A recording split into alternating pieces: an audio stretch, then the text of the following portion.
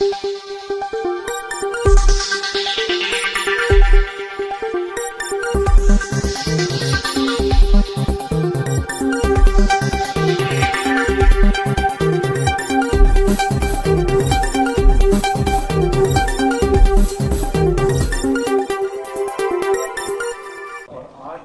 गया है तो कितने पिटीशंस को खारिज कर दिया सुप्रीम कोर्ट ने, ताकि एक डिसेंट है, लेकिन काफी कोसा था लोगों में से थे जो डिमोनेटाइजेशन जब हुआ, नोटबंदी जब हुआ था तब काफी कोसा था, और आज जो देखा गया है तो कितने पिटीशंस को खारिज कर दिया सुप्रीम कोर्ट ने, ताकि एक डिसेंट है, लेकिन सभी सारे जो पिटीशन डाले गए थे नोटबंदी के खिलाफ वो पूरे खारिज हो गए, ये कहते हुए कि उतना ये जो है गलत काम नहीं हुआ है। नहीं, मेरा मानना यह है कि सुप्रीम कोर्ट का फैसला आया जिसमें अब एक डिसेंट जजमेंट भी है। अब ये मेरे को बात समझ में नहीं आ रही कि अगर ये कोई बोलेगा कि भाई ये रेलिवेंट, इट इज़ नॉट, ये रेलिवेंट नहीं है कि ऑब्जेक्टिव अचीव हुआ या नहीं हुआ, ये तो बड़ा एब्सर्ड है। ये तो मेरे समझ ताज्जुब की बात है। ऑब्जेक्टिव अचीव हुआ नहीं हुआ उससे हमारा मतलब नहीं, क्या मतलब? अगर आप कोई काम कर रहे हैं, ये सरकार ने, प्रधानमंत्री ने, वज़ीर आज़म ने देश के सामने पुकार कर कहा कि ब्लैक मनी ख़त्म हो जाएगा, टेररिज्म ख़त्म हो जाएगा, और टेररिज्म को काउंटर करने के लिए आप ये बताइए कि ये कोई एक विम्सिकल बात है कि ऐसा डिमोनेटाइजेशन करने से टेररिज्म ख़त्म हो जाएगा? तो रिज़ल्ट क्या है फिर? अब आप सुनिए हमारी बात को, इसमें 6-7 पॉइंट है।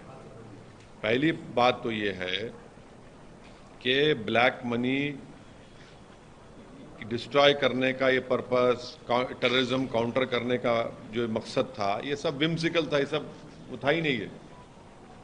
ये एक सरासर गलत फैसला देश के प्रधानमंत्री ने लिया, उनकी सरकार ने लिया, और जिससे वो जो कह रहे थे उसका मकसद ही हासिल नहीं हुआ। अब मिसाल के तौर पे 86% करेंसी को नरेंद्र मोदी ने रात में 8 बजे उसको डिनोटिफाई कर दिया। कितने लोग मरे? 100 लोग मरे। इसकी जिम्मेदारी किस पर है? लाखों लोगों का रोजगार से आपने महरूम कर दिया। अब आप एक नैरो लीगल ग्राउंड के ऊपर अपनी अकाउंटेबिलिटी से बच नहीं सकते आप सरकार। भाई इसका political, economical, social, moral responsibility तो देश के प्रधानमंत्री पर आयद होती है। आप क्या भूल गए कि प्रधानमंत्री की स्पीच जो उन्होंने तकरीर में अपनी भाषण में कहा था कि घर में शादी है और पैसा नहीं है, प्रधानमंत्री मुस्कुरा रहे थे, पूरे इस मुल्क की गरीब आवाम रो रही थी, वजीर आजम, प्रधानमंत्री हंस रहे थे। रिजर्व बैंक ने यह कहा कि 32.18 लाख कोर करेंसी अब सर्कुलेशन में है। 31.18 lakh crore currency in circulation of India, अभी माने डबल हो गया। उस वक्त 17.97 लाख करेंसी यूज में था बिफोर डिमोनेटाइजेशन 2016 में। अब कितना है भैया? 32.18 लाख। ये आरबीआई के फिगर है। 99.30% डिमोनेटाइज मनी अब सिस्टम में आ गया। तो इसका मतलब कोई ब्लैक मनी रिकवरी नहीं हुआ, खाली 0.002% फेक करेंसी को कैप्चर किया गया। आरटीआई रिप्लाई में आरबीआई ने कह दिया कि डिमोनेटाइजेशन वुड रिजल्ट, आरबीआई ने कहा कि RBI did not believe that demonetisation would result in recovering black money. ये उनका बोलना है। अच्छा, अब आप ये बोलिए कि जीडीपी ग्रोथ गिरा नहीं गिरा डिमोनेटाइजेशन गलत फैसले की वजह से प्रधानमंत्री के। इंडिया का जीडीपी ग्रोथ 2016-17 में 8.3% था। उसके बाद क्या हुआ? 2019-20 में 4% पे आ गया, पैंडेमिक से पहले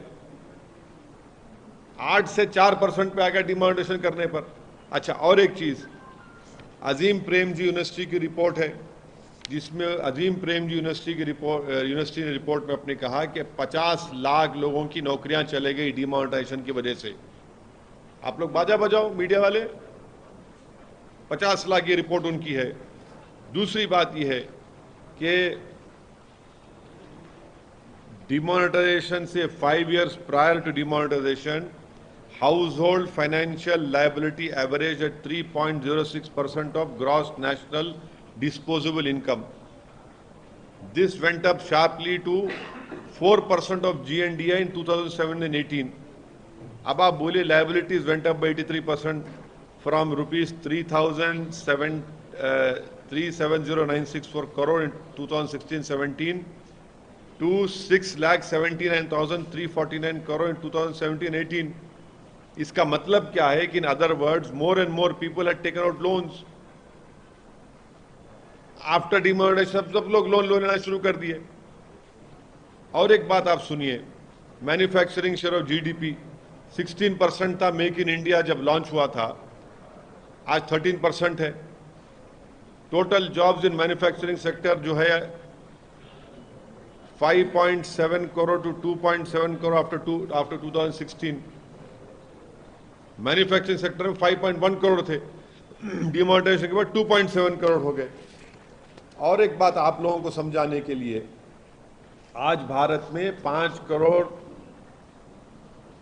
भारत के लोग नौकरियों में हैं, जिसको लेबर फोर्स पार्टिसिपेशन 60% यूएस में है, 70% चाइना में है और 40% भारत में है. अब आप बाजा बजाओ विश्व गुरु बोलो. 5 crore fewer Indians are working today than were before Modi became Prime Minister. Labour force participation 60% US में है, 70% चाइना में है और भारत में खाली 40% है. लोएस्ट इन साउथ एशिया है. भारत के प्रधानमंत्री वो इंडिया की वर्क फोर्स को श्रिंक कर दिए. ये लेवल ऑफ इनकॉम्पिटेंस है. अब कितना अनएम्प्लॉयमेंट है? 6% के ऊपर है. कितना इन्फ्लेशन है? 6% के ऊपर है. अब आखिरी बात यह है कि ये जो है ये आर्टिकल 308 का ये मास ग्रॉस वायलेशन है. और हम आपके जरिए से देश के प्रधानमंत्री से बोल रहे हैं कि क्यों नहीं आप डिमोनेटाइजेशन डे मनाइए ना, मनाइए डिमोनेटाइजेशन डे. आपने कहा था कि ब्लैक मनी खत्म हो गया, सेलिब्रेट क्यों नहीं कर रहे? अगर डिमोनेटाइजेशन सक्सेस था तो हम चैलेंज कर रहे बीजेपी से, चलिए आप सक्सेस और मानते तो मनाइए ना, क्यों नहीं मनाते आप? नोटबंदी दिवस मनाइए ना, क्यों नहीं मनाते आप? क्योंकि भारत के प्रधानमंत्री को मालूम कि नोटबंदी से महिलाएं, daily veg workers, handicraft artisans, plumbers, drivers, electricians, plumbers, masons, ये सब बर्बाद हो गए. इसका सोशल पॉलिटिकल रिस्पॉन्सिबिलिटी देश के प्रधानमंत्री उनकी सरकार पर आयद होती है डिमोनेटाइजेशन के ऊपर. अब आप सुप्रीम कोर्ट के फैसले को लेकर आप बाजा बजाइए, मगर ये सच्चाई है नहीं. हम जो मुद्दे आपके ये जो सामने रखे आपके, नोटबंदी दिवस क्यों नहीं मनाती बीजेपी? मनाइए ना. चलिए, अजीम प्रेमजी यूनिवर्सिटी की रिपोर्ट बोल रही कि 50 लाख लोगों की नौकरी चले गई, 100 लोग मर गए. आज कितनी करेंसी सर्कुलेशन में है? 32.18 लाख करोड़ करेंसी सर्कुलेशन में है, जब 17.97 लाख करोड़ थी. और 99.30% डीमोनेटाइज पैसा जो हुआ तो सिस्टम में वापस आ गया. अब ये क्या है बताओ आप? चलिए देख सवाल आप. जेन्स को लेकर जो है आपकी तरफ से समर्थन की बात आ रही है, जो मुद्दा हो रहा है और प्रोटेस्ट हो रहा है. बिल्कुल, मैं जैन समाज के लोगों के साथ हूं. जो फैसला बीजेपी की सरकार जब झारखंड में थी लिया गया था, उनके उस मंदिर के बारे में, उसको झारखंड की सरकार को वापस लेना चाहिए. और जो जैन मंदिर पर हमला हुआ था गुजरात में, उस पर गुजरात के मुख्यमंत्री को सख्त एक्शन लेना पड़ेगा.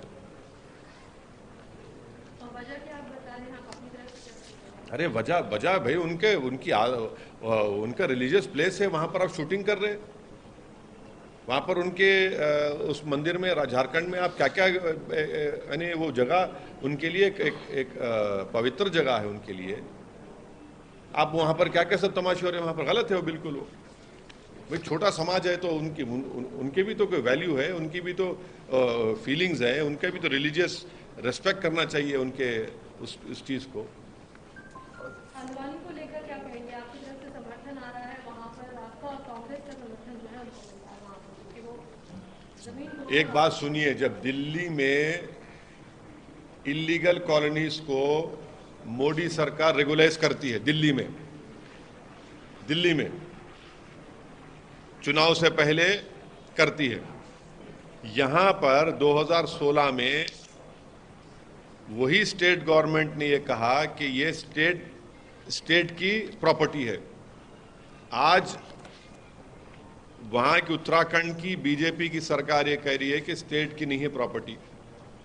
आप बताइए कि ये कैसा इंक्रोचमेंट हो सकता है जब वहां पर 3 गवर्नमेंट के इंटर कॉलेज हैं, 5 गवर्नमेंट के स्कूल हैं, 5 गवर्नमेंट के स्कूल हैं, 3 गवर्नमेंट इंटर कॉलेज है। तो क्या हल्द्वानी में ये क्या एंक्रोचमेंट है? ये इतने सालों से कैसा गवर्नमेंट ने स्कूल खोला और इंटर कॉलेज खोला वहां पर एक धर्मशाला भी है, 16 मस्जिद है, 4 मंदिर है, 2 मंदिर है, और 70,000 से ज्यादा लोग बर्बाद हो जाएंगे अगर उनको निकाला जाएगा। तो हम देश के प्रधानमंत्री से अपील कर रहे कि इंसानियत की बुनियाद पर भारत के प्रधानमंत्री, भारत के वजीर आजम को इन लोगों की मदद करनी चाहिए, इनको वहां से नहीं निकालना चाहिए। जब भारत के प्रधानमंत्री ने कहा कि 2022 जब आएगा, खत्म होगा तो सबको घर मिलेगा, अरे यहाँ तो अब घर से निकाल रहे हैं लोगों को। 1 पीढ़ी 2 पीढ़ी नहीं, 4-4 पीढ़ी वहां पर उस मुकाम पर रही है। जब दिल्ली में मोदी सरकार इलीगल कॉलोनीज को रेगुलाइज कर सकती है, तो यहां पर उत्तराखंड की बीजेपी की सरकार क्यों नहीं मदद कर रही इन लोगों को? आप दिखाइए ना, क्यों नहीं मदद करना चाह रहे आप? ज्यादातर इसमें मुसलमान हैं, गरीब हैं पूरे, इनके सर से छत छीन लेना, ये कौन सी इंसानियत की बात है? अगर उनको कहीं दूसरी जगह देंगे तो फिर क्या आपके लिए वो ठीक रहेगा? आप मानेंगे? क्या? अगर उनको कहीं और जगह दी जाएगी तो क्या आप उसके लिए मानेंगे? आप, हमारा पहला रिक्वेस्ट ये है भारत के प्रधानमंत्री से कि इन लोगों का बेघर मत करिए। ये बरसों से वहां पर रह रहे हैं, रो रहे हैं, औरतें रोड पर बैठी हुई हैं पिछले 4 दिन से। कंटिन्यूअस हमको फोन आता है, मैसेजेस आते हैं कि 4 दिन बाकी हैं, 5 दिन बाकी हैं, हम क्या करेंगे, हम वहां पर कहां जाकर रहेंगे, हम लोग किधर जाकर रहेंगे?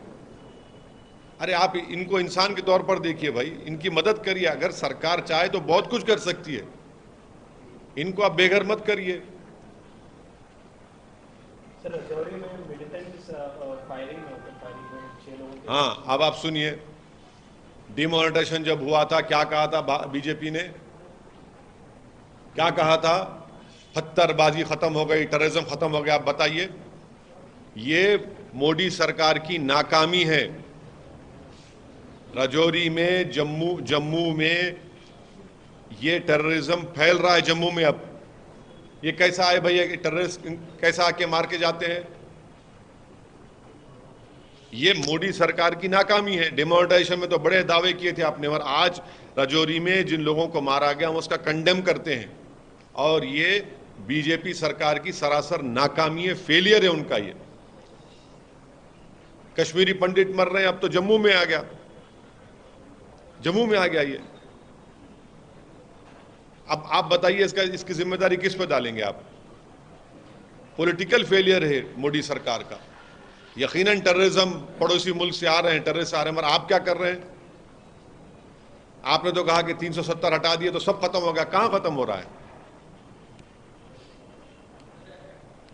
सबको मालूम कि टेररिस्ट फर्स्ट जनवरी हो, 15 अगस्त हो, 26 जनवरी हो, ये इन इंपॉर्टेंट डेट्स के ऊपर बराबर कुछ ना कुछ करते, तो आपको तो चौकन्ना रहना चाहिए था, और आप नहीं है, चौकन्ना नहीं है। आपकी नाकामी, आपका फेलियर है। भारत के लोगों की मौत हो रही है वहां पर।